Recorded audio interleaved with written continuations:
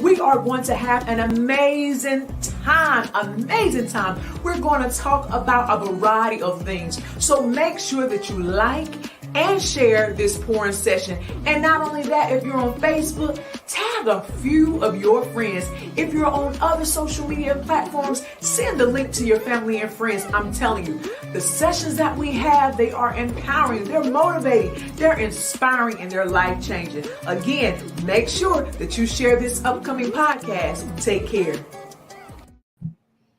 Hello, everyone. Welcome again to another episode of Lenore Pours. As you see, again, I'm not Lenore Dawson Lassiter. I am her sister, Sherry Dawson Williams, and I am here to interview an amazing guest by the name of Miss Lynn Geer. Hello, Miss Geer. Hello. Nice to say hi to you and your audience.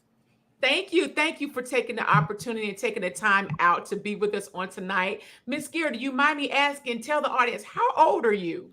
Oh, shouldn't be the first thing. I'm 81, but I should remind you that Albert Einstein was 96 and still working. So I'm thinking ahead. I'm planning ahead. All right, Miss Lynn, I know that's right. I hope to be like you when I get your age, still be able to work and go and do and help the community in all different ways.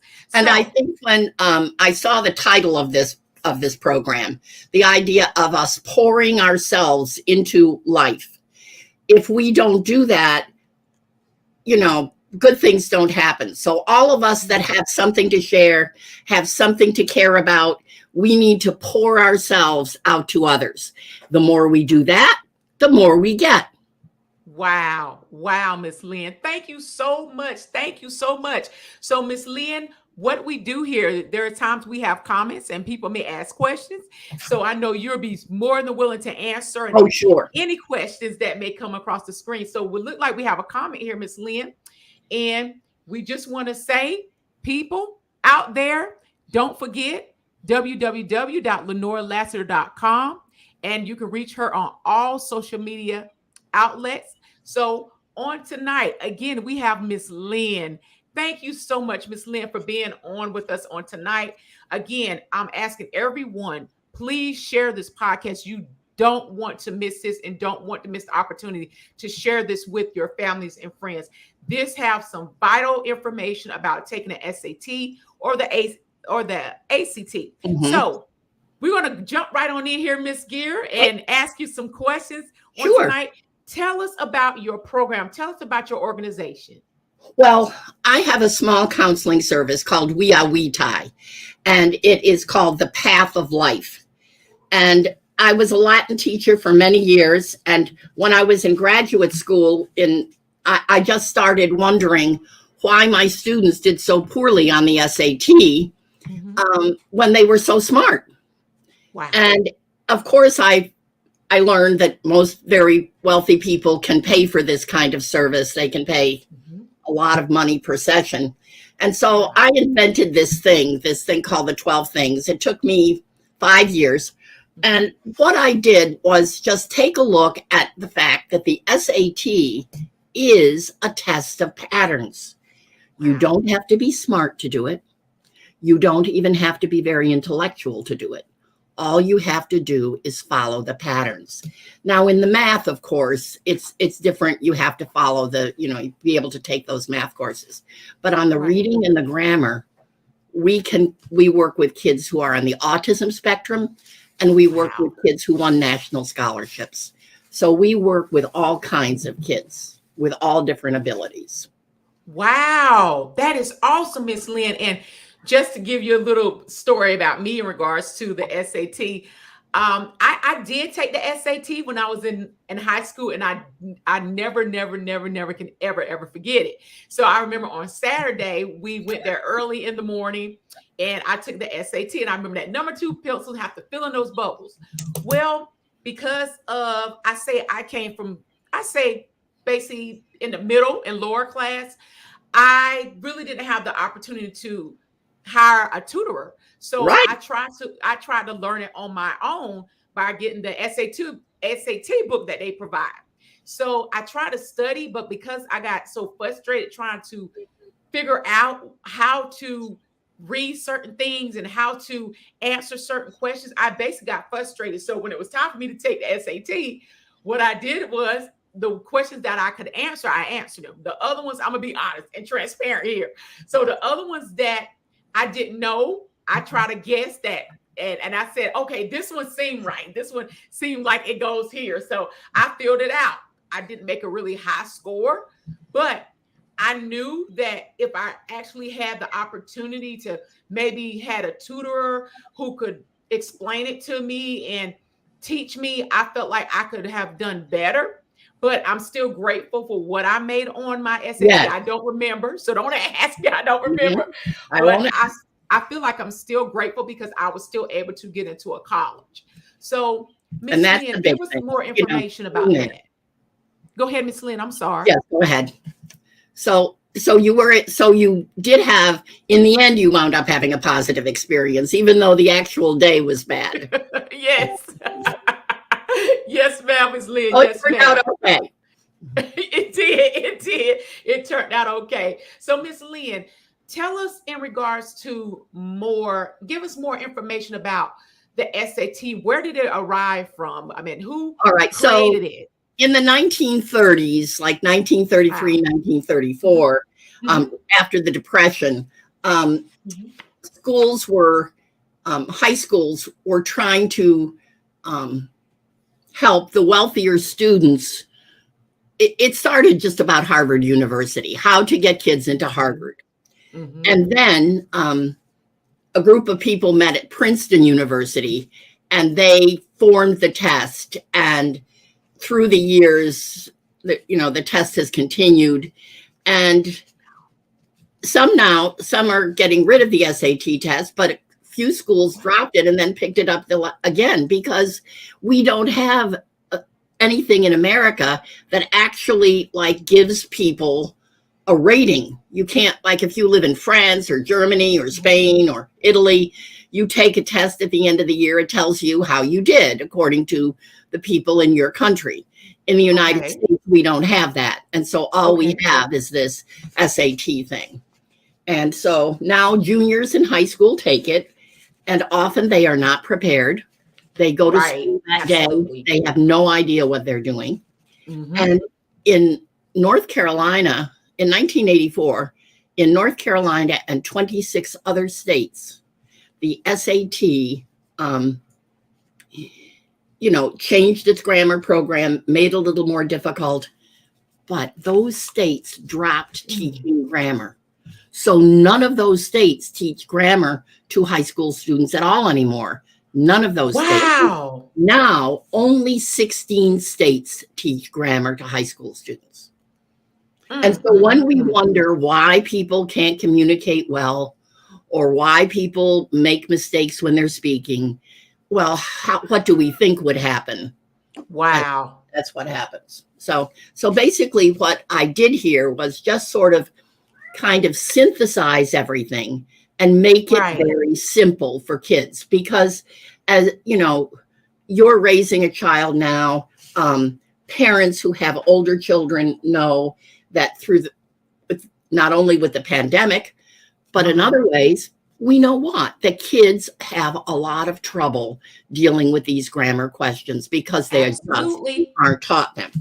And some of the wealthy kids that I have worked with are very funny because I tell them, well, you may have paid $60,000 not to learn grammar, but I can introduce you to a nice kid in Greensboro, North Carolina that did it in a public school and didn't pay anything. He just went there. Wow. And so it's kind of funny. Nobody knows it, not for a whole bunch of money, not for very little money. So it's just something that I noted wasn't there. And I started working on it. That's basically the Wow. story. So I tried to just make it simple. And one thing I've noticed too, Miss Lynn, is that even in the school system, that I know when I was growing up in the school system, we had spelling tests.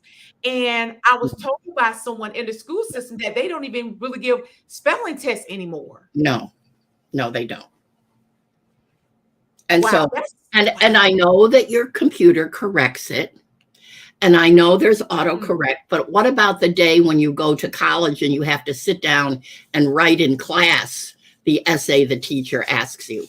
What about you're defending a paper, a master's degree, or a dissertation, and you can't? Yeah, no. So wow. it's very interesting, and I think we can see it in all areas. On sports announcing, everywhere we see this lack of ability to express ideas clearly. But this test, this SAT test, this is nothing. I mean, any kid can do this. Wow, Miss Lynn. Wow. So we have I think comments. during ahead, the pandemic, I think teachers emerged. I think some guy who was just helping his group of kids with algebra, some dad, he found out, hey, I'm pretty good. Everybody understood my problem. And I think that's true for women who, were helping kids, and men and women, either in churches or other organizations. They found out they could do it. And kids found out they had to do it on their own in many cases, because they were sitting there in a Zoom class and they had to learn on their own. Wow. So I think that this would be great if people, if people did this. Yeah, I'm ready. Wow. So Miss Lynn, we have some comments that are coming in. So we want to read some of these comments. And we have Roderick Williams that say, good evening, everyone. Good evening, Roderick. Hello there. He said, hello, Roderick. He said, wow, good information. He also said the SAT was not my cup of tea. I took the ACT. and what I do helps there. Yes, ma'am.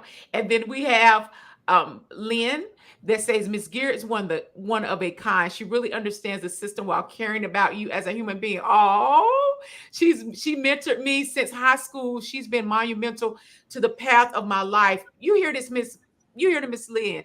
Great influence, and love her, particularly my grandmother now. Oh, that is so sweet. Yeah. Well, you can never have too many grandparents. That's right.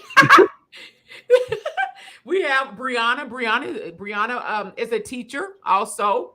She used to teach, and she knows a lot about what goes on in the school system with the students as well. She has a love for students. And we have Miss Melissa McMillan, who said, good evening, everyone. Thank you so much for tuning in. And if you have not, please make sure to share this podcast with someone. Tag some of your friends. Let them know we have some good information in here tonight. So, Miss Lynn, I'm going to get my paper because I wrote some notes here. I don't know how orthodox this is. I have some notes here. So, Miss Lynn, is it true that it's stated that the SAT basically derived from a aptitude test that there was given to military soldiers to see who could qualify to become a higher ranking in the military? Is that true? Right. It started that way. And then the minute that sort of got going in the 1930s, then people saw it as a way to get into these top schools. That if you could become a captain in the military, or a lieutenant or a captain, why couldn't you use this kind of test to get into a top college?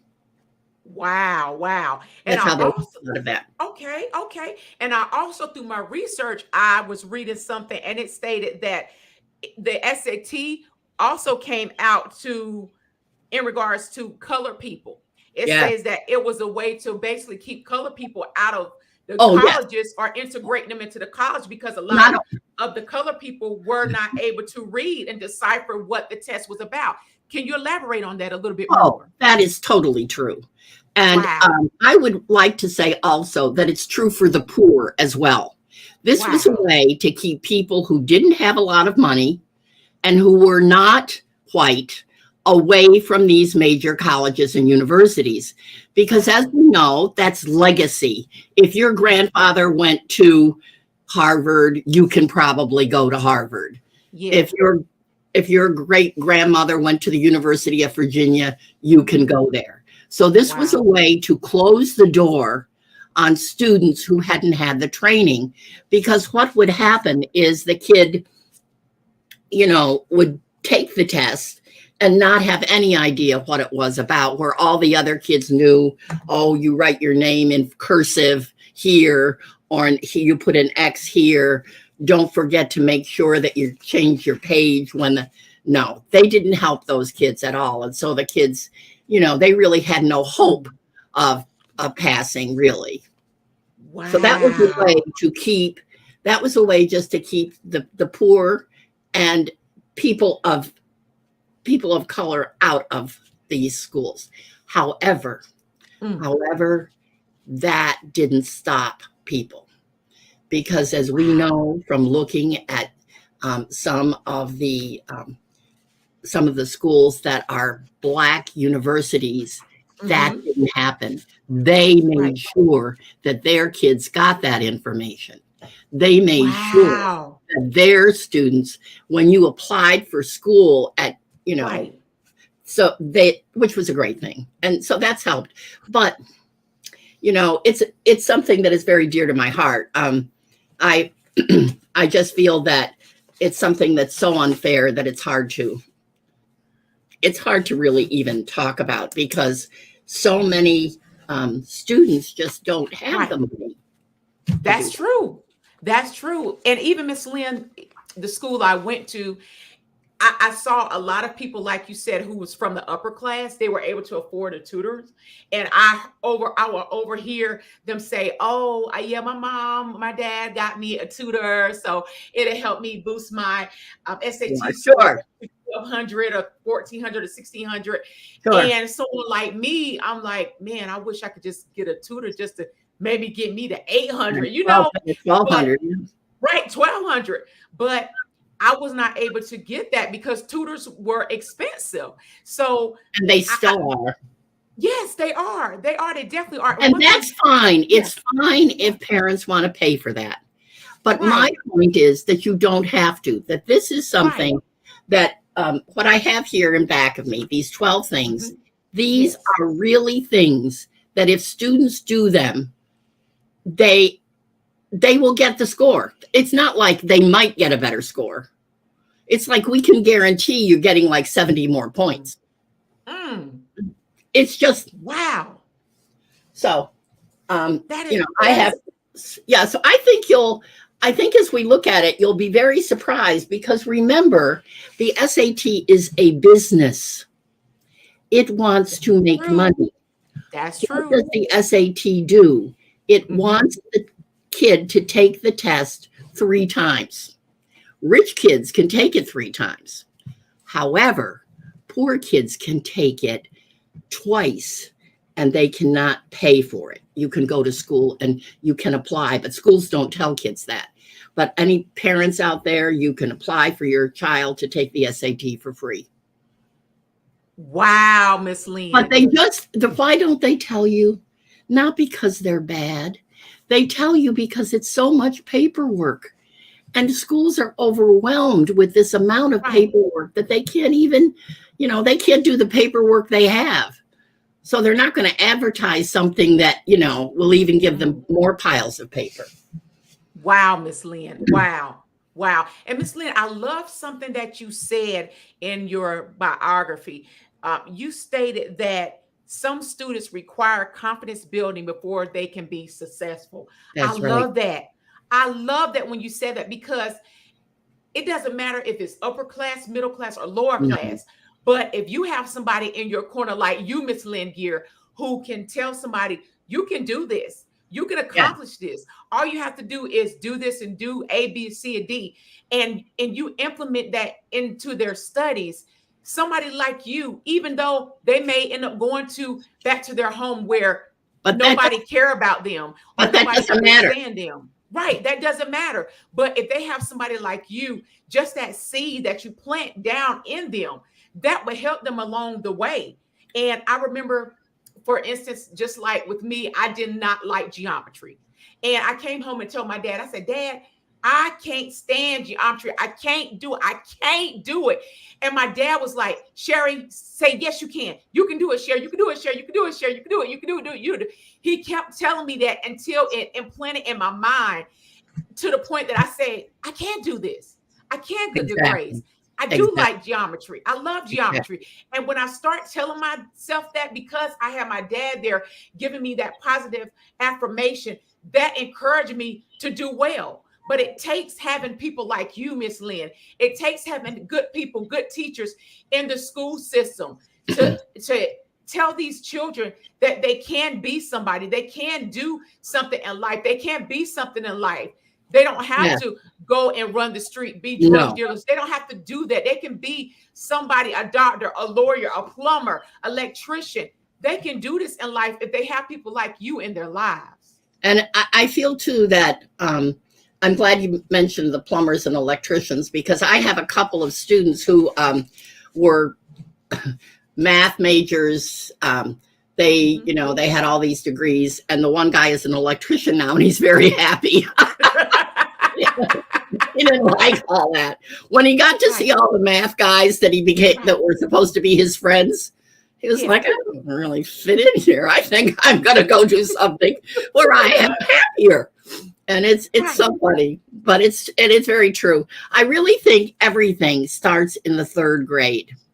In the Okay. third grade, every kid takes an IQ test, and the parents all run to school, the little wealthy parents, and they put their kid in a gifted program because, of course, their little Stanley is gifted. I mean, look how he Hmm. just, I mean, he Hmm. knows things, and he watches the History Channel. So my Stanley. Well, anyway, what happens is right then, those gifted classes get filled up with people who may not be really gifted. And we wind up with the people who are not wealthy and the people who are people of color or different nationalities, Vietnamese or Spanish, or Right. one of our groups in Greensboro, a lot of people from Nigeria. And so when we'd see that, we'd say to Right. ourselves, well, gee whiz, that kid was smart all along. So lots of times when I work with kids, they're fine. They just didn't get an opportunity to take the AP classes or take the top um, classes that they needed to get into college. Wow. So I think that's something parents can Wow. help with too, is just scheduling your kid, and standing by your son or daughter and encouraging them to do their, that they can do things. As your dad said to you, you can love your Wow. industry. Wow, Miss Lynn. This is some interesting. Oh, wow. You said some interesting things, Miss Lynn. Wow. So, Miss Lynn, I was reading your autobiography or your biography, and I noticed you said that you worked, I think at the age of 20, that you worked at an all-boys school as a teacher. Yes, yes. And my college sent me there to work because and so Okay. I taught at this boys' school, and there were 47 in one room, 47 sophomore boys. Oh my And God. I never, I went in the first day, and the first day I fell right off the platform. You teach on a platform in some of those No, places. you didn't, Miss And I was Lynn. talking and waving my hands and running around, and I walked right off the platform. No, you And I, didn't, Miss and I stood up and I said, did anybody get the number of that car?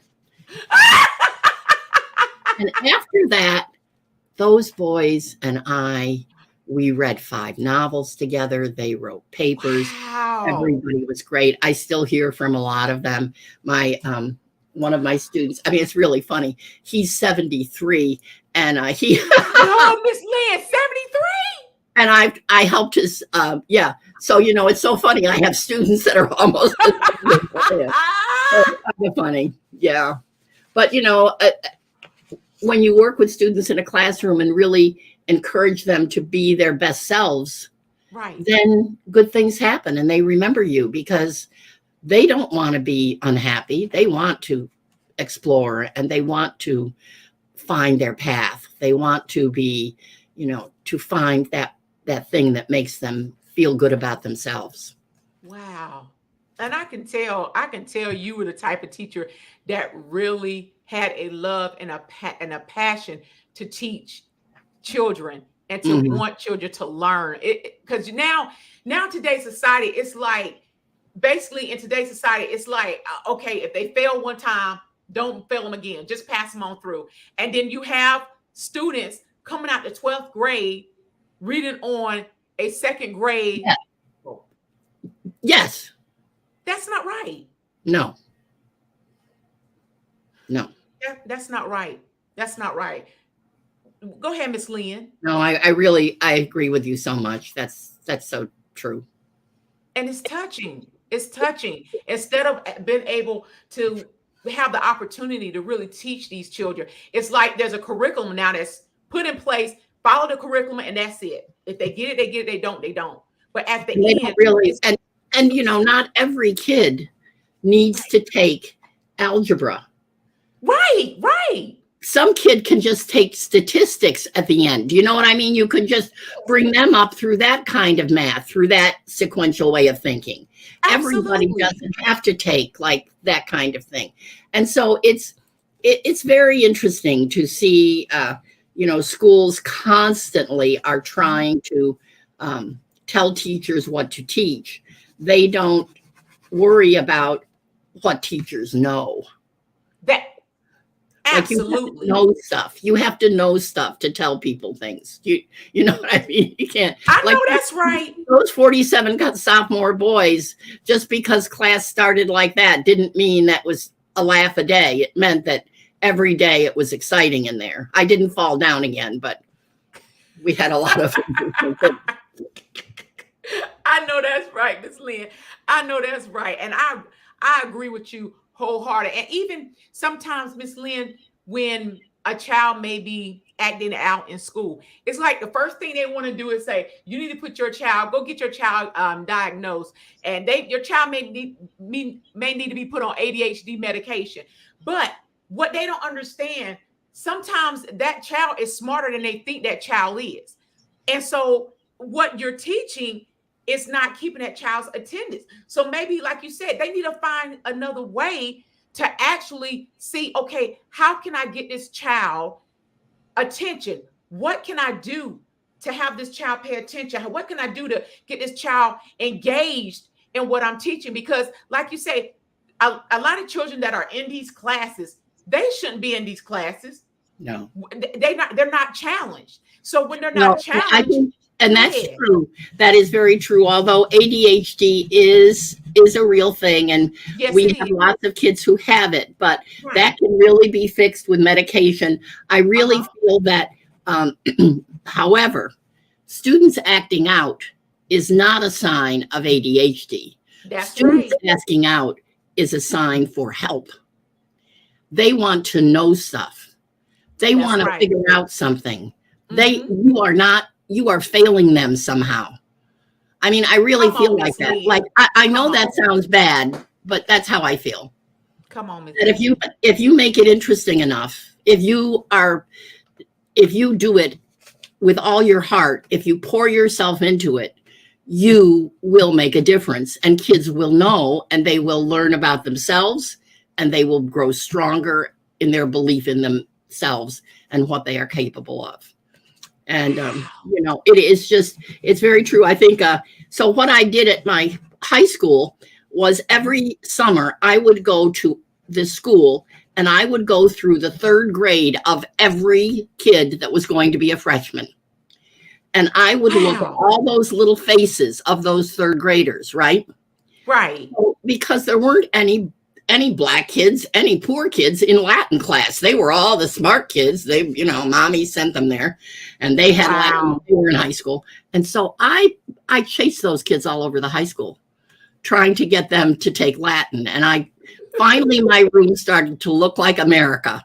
I looked over the booths and I didn't see lots of I saw everything, and the kids gained from it. They learned from each other. They worked together. They collaborated on projects. They created things. We marched in Roman battles. We recreated Caesar's attack in Switzerland. I mean, we did a lot of exciting things. And if you do exciting things, everybody wants to be there. Wow. If you're making a mosaic, everybody wants to do something. Maybe that's not what you wanted to do. Maybe you'd like to make a shield. Maybe you'd like to discuss a play. Maybe you'd like, but there could be something that everybody likes about the class. Wow. So that when the bell rings, the kids go, oh, the bell rang. they're not sitting there watching the clock. Watching the clock and say, "Oh, it's 3 o'clock. Time to go home." Really? Oh wow, that's powerful, Miss Lynn. So we got some more comments here, Miss Lynn. Let me get to these comments. So a recent PhD graduate here. I worked with Miss Lynn from 2001 to 04. She is a wonderful teacher and mentor, and a lot of my successes to her. Oh wow, thank you, Emily. Thank you. Thank you, Emily. Nice to see you.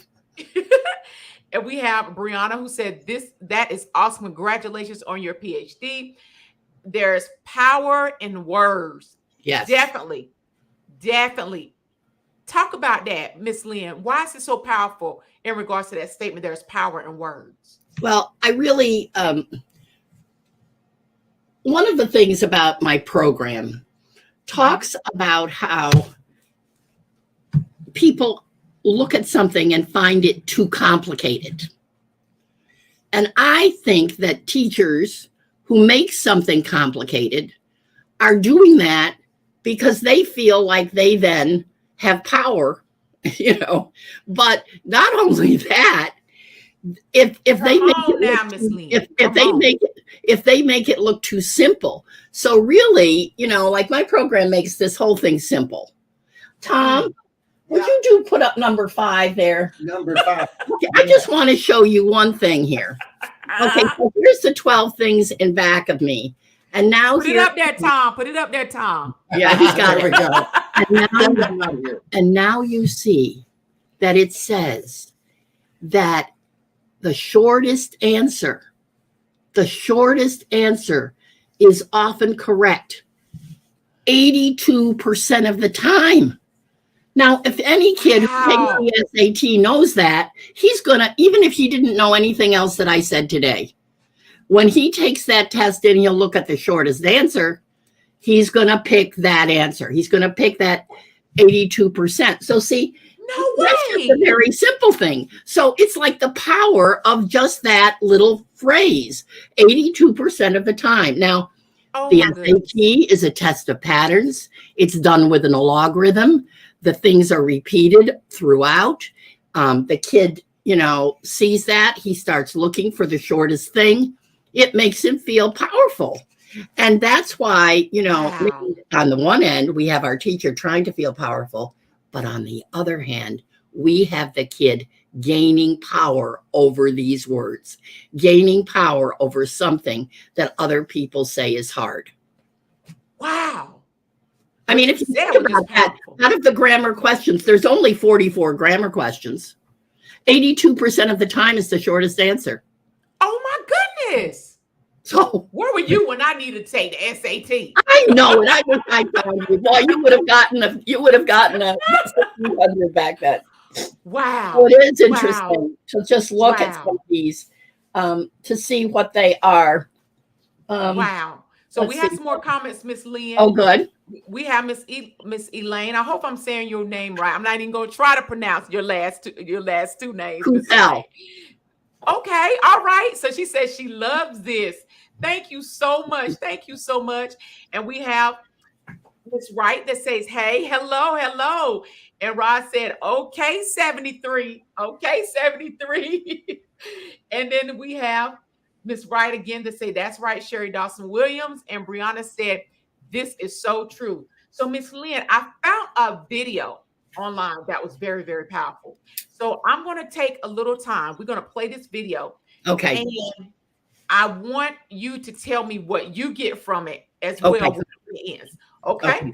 Here we go. Shoulder to shoulder. Take off your backpacks. Basketball. Line up. We're about to race. Hey, we are racing for a $100 bill. The winner of this race will take this. A $100 bill. Before I say go, I'm going to make a couple statements. If those statements apply to you, I want you to take 2 steps forward. If those statements don't apply to you, I want you to stay right where you're at. Take 2 steps forward if both of your parents are still married. Take 2 steps forward if you grew up with a father figure in the home. Take 2 steps forward if you had access to a private education. Take 2 steps forward if you had access to a free tutor growing up. Take 2 steps forward if you've never had to worry about your cell phone being shut off. Take 2 steps forward if you've never had to help mom or dad with the bills. Take 2 steps forward if it wasn't because of your athletic ability. You don't have to pay for college. Take 2 steps forward if you never wondered where your next meal was going to come from. I want you guys up here in the front just to turn around and look. Every statement I've made has nothing to do with anything any of you have done. Has nothing to do with decisions you've made. Everything I have said has nothing to do with what you've done. We all know these people up here have a better opportunity to win this $100. Does that mean these people back here can't race? No. We would be foolish to not realize we've been given more opportunity. We don't want to recognize that we've been given a head start. But the reality is we have. Now, there's no excuse. They still got to run their race. You still got to run your race. But whoever wins this $100, I think it'd be extremely foolish of you not to utilize that and learn more about somebody else's story. Because the reality is, if this was a fair race and everybody was back on that line, I guarantee you some of these black dudes would smoke all of you. And it's only because you have this big of a head start that you're possibly going to win this race called life. That is a picture of life, ladies and gentlemen. Nothing you've done has put you in the lead that you're in right now. When I say go, on your mark, get set, go!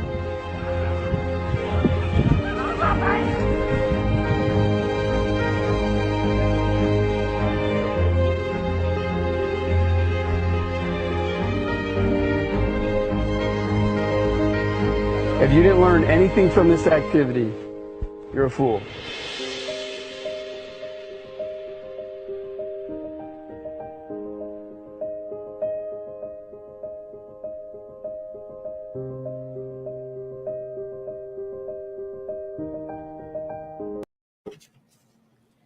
So, Miss Lynn, I feel like that scripture definitely it mimics you. Well, the sad thing is that those kids left behind almost didn't want to race. Oh my God, Miss Lynn. Woo! Now you notice that everybody else started at go. Woo!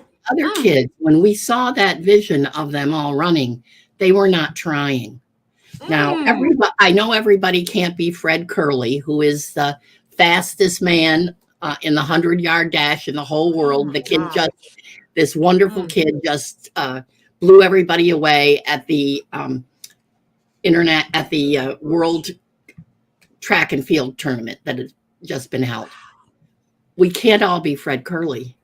But do you know what it does to you when you see all the other, like if you're a horse, let's just pretend you're a horse and it's a horse race. Wow. And you're the horse, and every time you start running, you're last. So do you think that horse wants to even get in the box to go?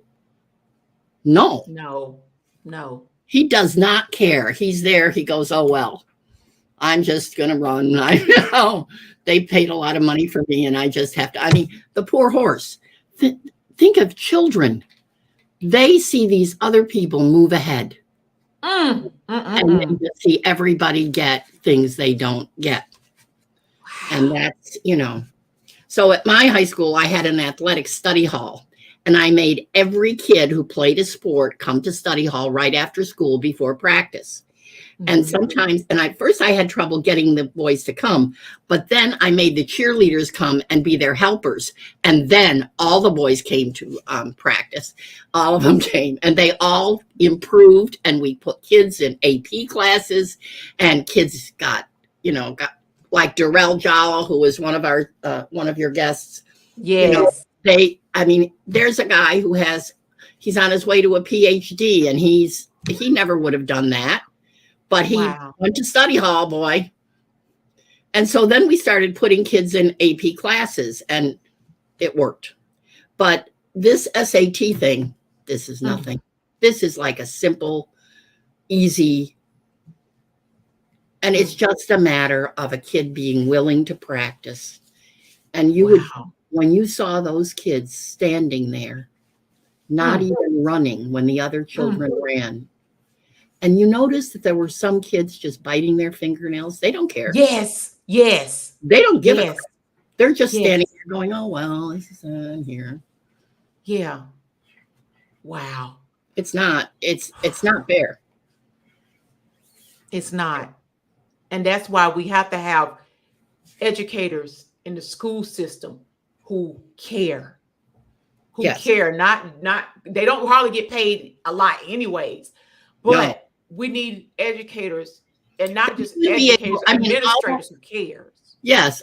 If we have teachers who, in all the other countries, maybe you don't make a lot of money as a teacher, but you get perks, you get health care, you get all these extra things. You may get, in Italy, one of the things that teachers got, if they were good during the year, they made their goals, they got a free Eurail pass for a month to ride all around Europe on the train, Right. Something. Give them some type of incentives. But when I saw that girl biting her fingernails, there's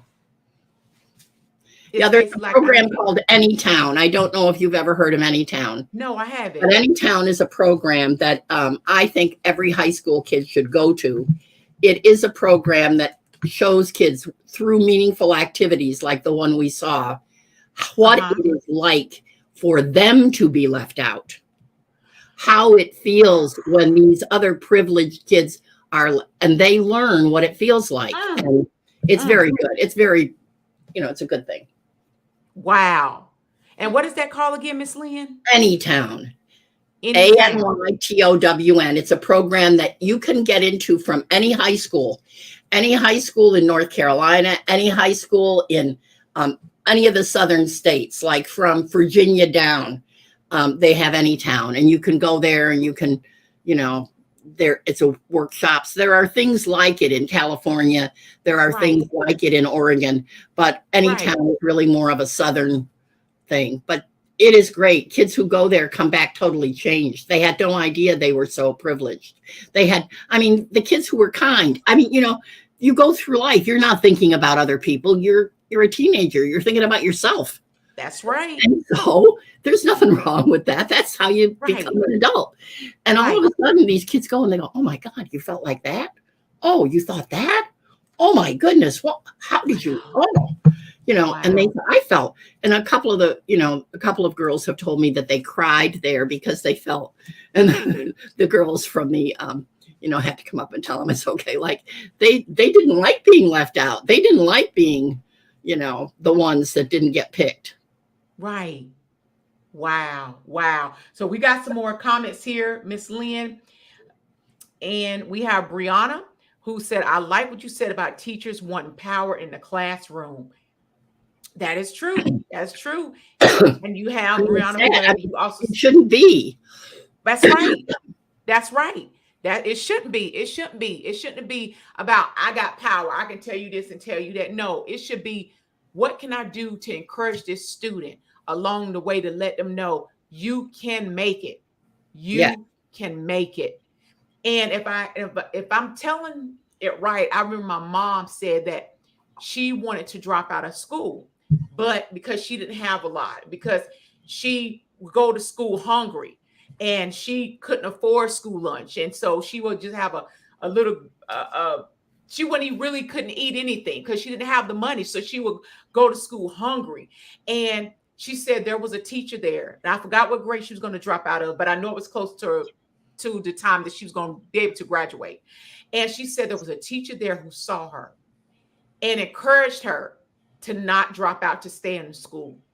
And if a lot more teachers were keen on and just zoom in on those students who feel like, what's the use? They'll be able to make such a big difference in these children's classroom and these children's lives. Because like you said, a lot of times some students act out because they want to be heard. They want somebody to talk to them. They want somebody to ask them, how are you doing? They want somebody to ask them, okay, what's going on? What Right. can I do? What can I do to make it more fun for you? Yes, That's so right. one of my students, he's a lawyer now, but when he was a freshman, he said to me, "This is my funnest class." And I said, Wow. "Well," I said, "Well, let's talk about funnest." But I love that. I gave him a hug and I said, "Oh, I'm so happy to know that you're having so much fun in Latin." Wow. Wow, Miss Lynn. So Miss Lynn, you stated that you spoke on the same platform as Shirley Chisolm.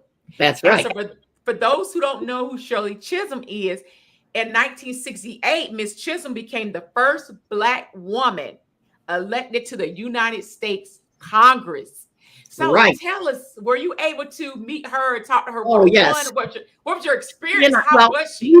we were I was kind of clueless because I didn't really understand.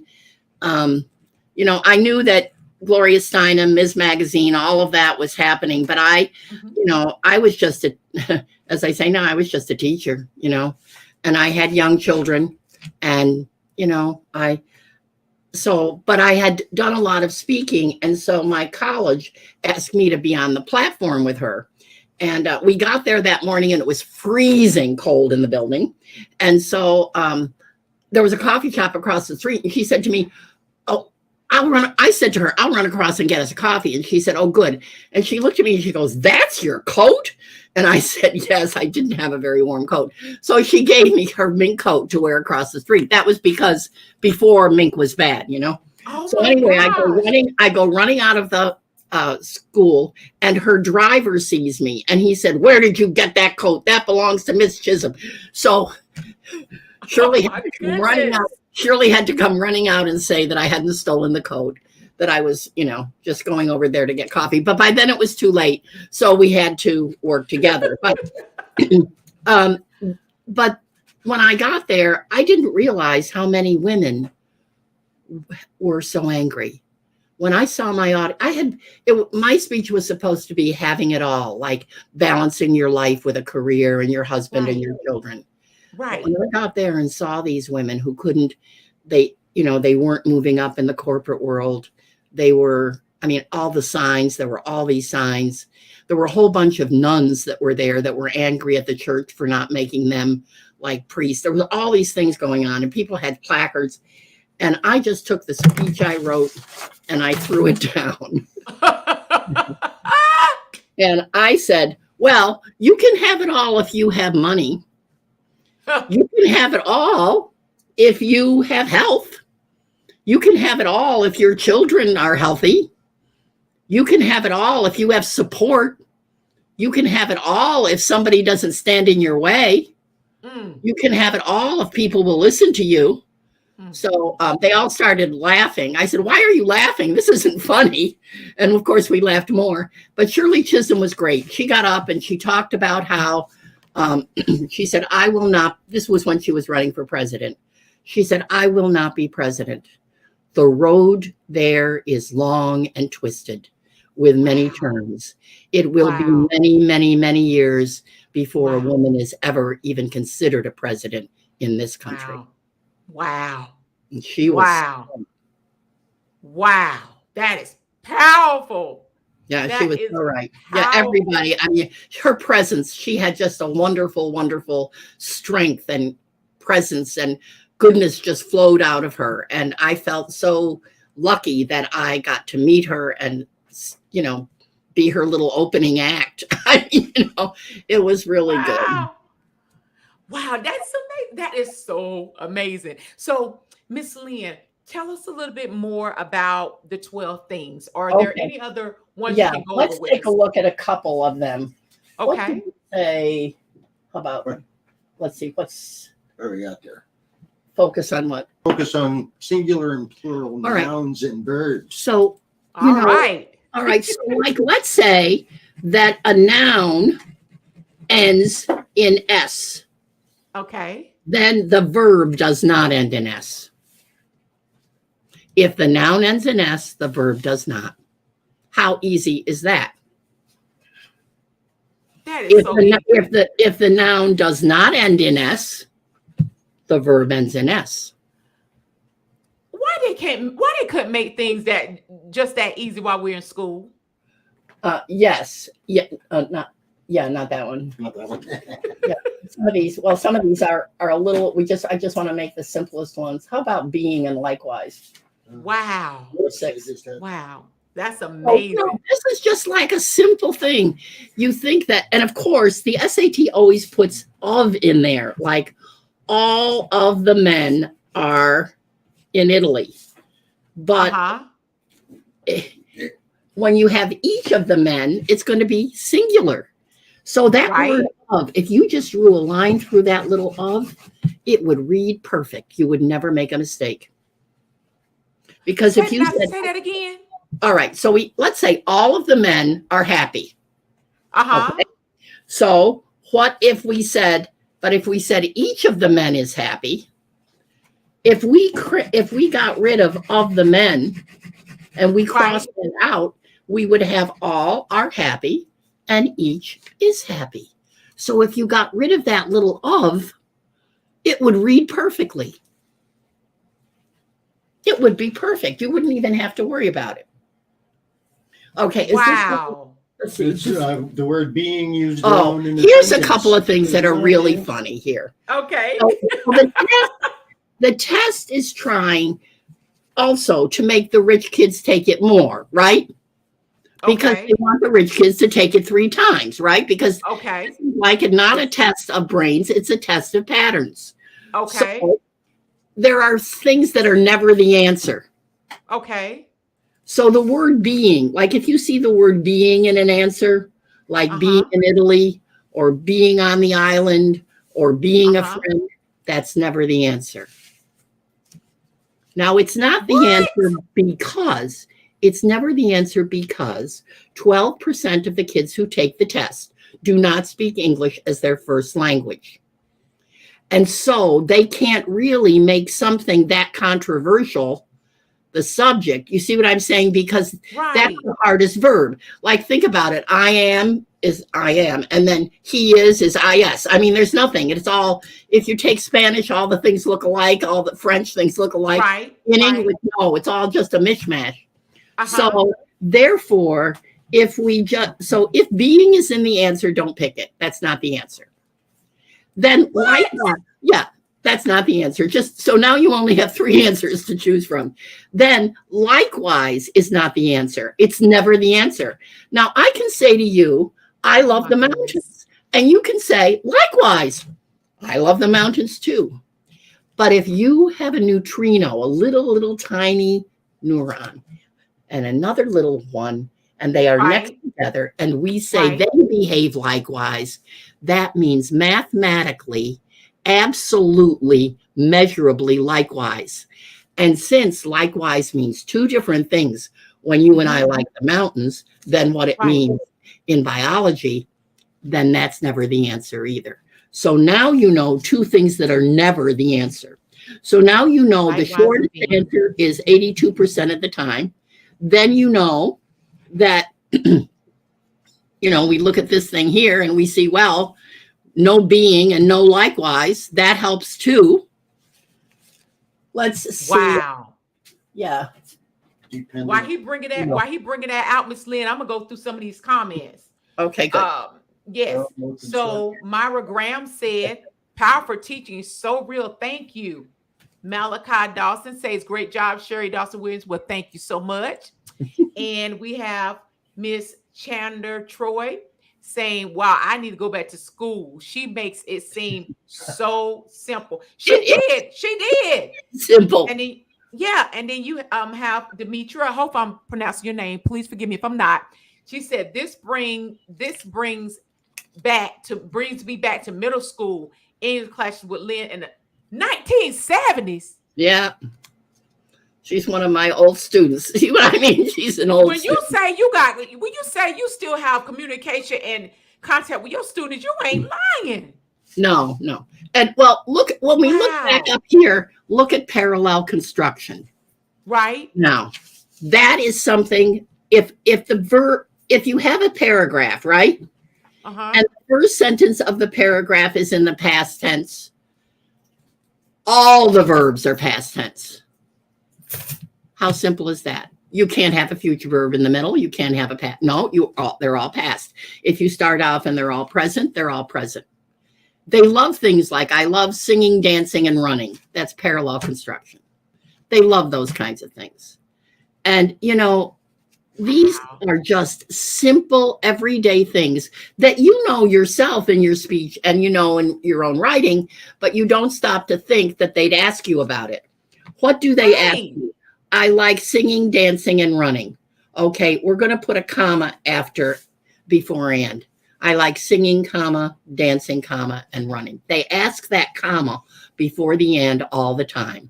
All the kids are going to do is put that comma there. It's fine. Right. There's nothing. This is not rocket science. Trust me. Okay. Miss Lynn, this is some great information. Now, this is just the last, because I know time is getting there, but just let's look at this last thing. Sure. High schools tell kids, don't start a sentence with because. Don't start a sentence with but. Don't start an answer with also. Mm-hmm. They are big on the SAT. They love because as the first word of a sentence. They love and as the first word. They love but. They love also. So when a kid sees that, they go, oh, good, that's the answer.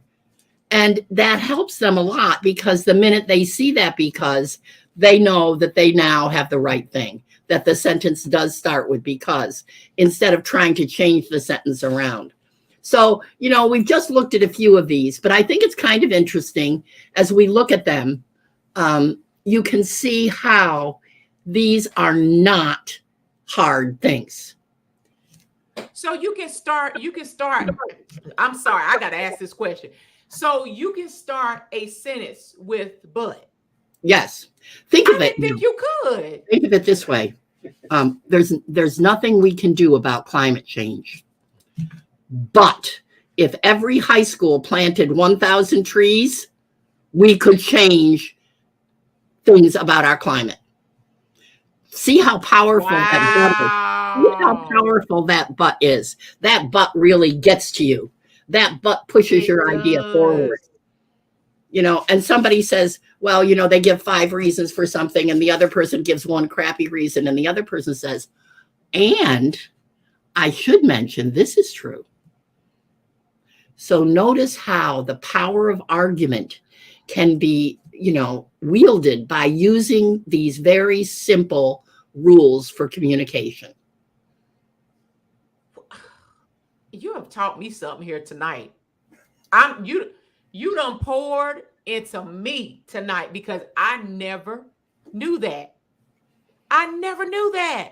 And anybody who is interested in the 12 things, they have a way to get in touch with, if they, you can send them my email, and there's our number right there.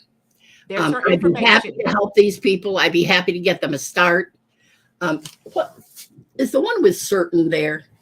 Yes, you go ahead and do that, Miss Lynn. I'm just going to finish the last one about certain. Go ahead. So anybody who want to make contact with her, that's her information down there. When you see this, you will laugh. This is absolutely crazy. The last one about certain and frequently and certain. The one about certain. Where is it? So certain words they like, for example, the word certain. If you see certain in your answer, that's the answer. If you see may, might, can, and could, yeah. See, they plan it that way so that, the kids who have practiced with me, of course, they're going to get 14 something, right? The favorite words. Yeah, here, the favorite words.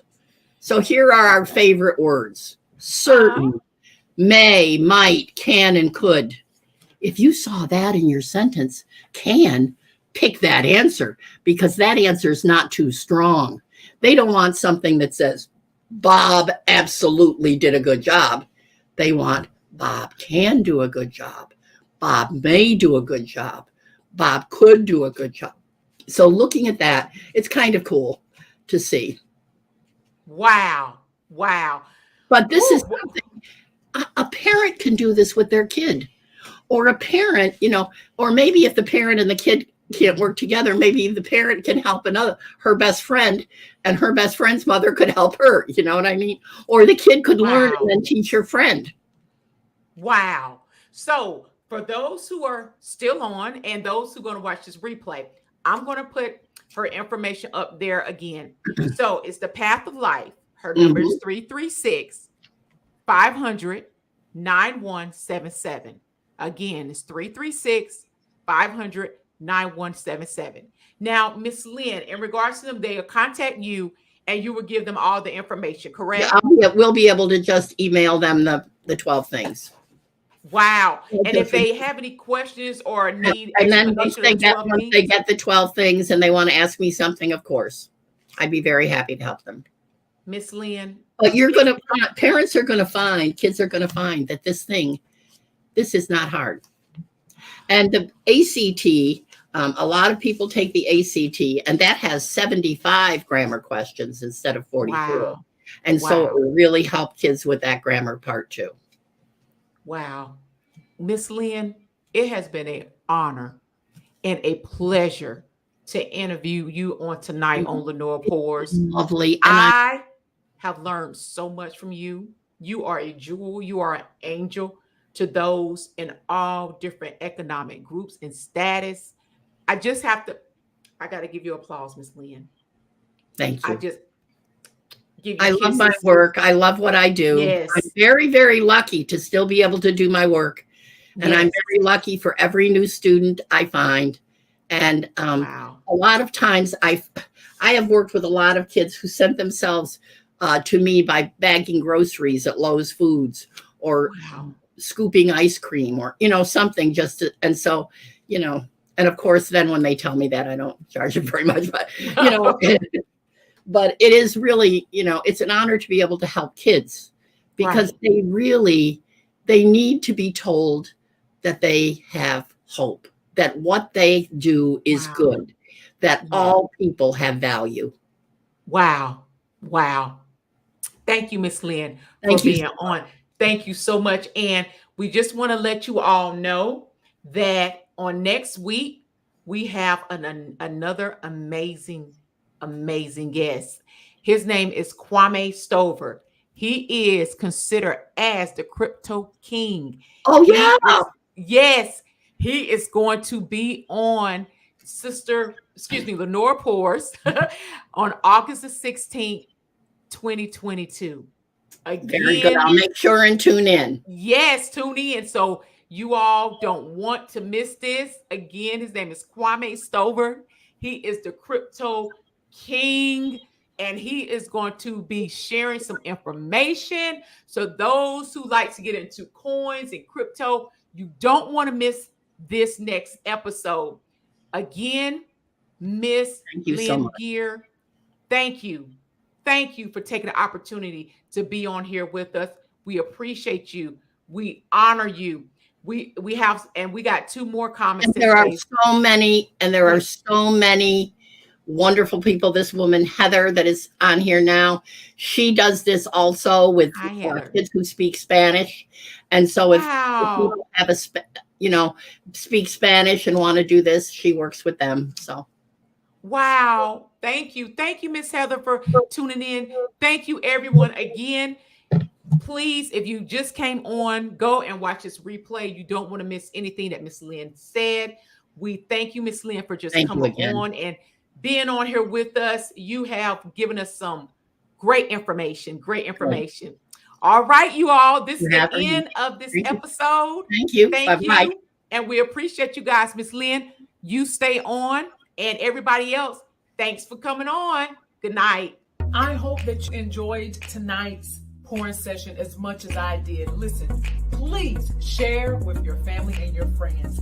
And if you want to find out more information about Lenore Pours, please visit our website, www.lenorelasser.com, to find out how I and our team can partner with your organization or to partner with you. I look forward to hearing from you. Until next time, remember, you are born for a purpose, and that purpose is to pour into the lives of others.